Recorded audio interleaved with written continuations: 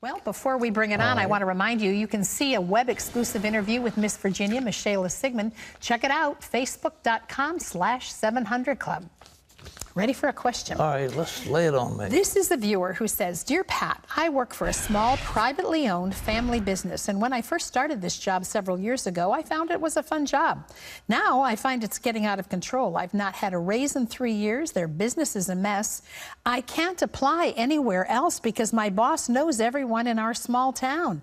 I didn't realize I was getting involved in something so messy and disorganized. What can I do? Well, like it or not, you've got to get out. And I think even if you had to move to another community to find employment, you can't, that'll ruin your life. And before long, you'll wind up, you're 60 years old and your life's a mess and you wonder, what have I done with my life? You don't need to be abused by some mismanaged totally agree. Family firm. You just don't need that. You have no obligation to these people, and there's nothing unchristian about walking out of a deal that's bad.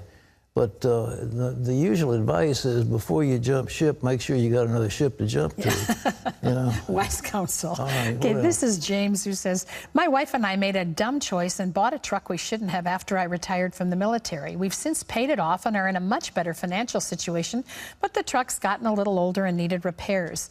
My wife said we already spent way too much on the truck and that she would not allow one more penny to be spent on it. I think it's much more reasonable to get the truck fixed than it's paid off.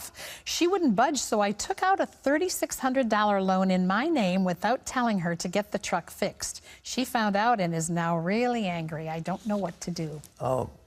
What you should have done is get your finances in order, get your house in order. If you're the head of the household, I think you ought to make the decisions. I don't understand why your wife has a veto on repairing a truck.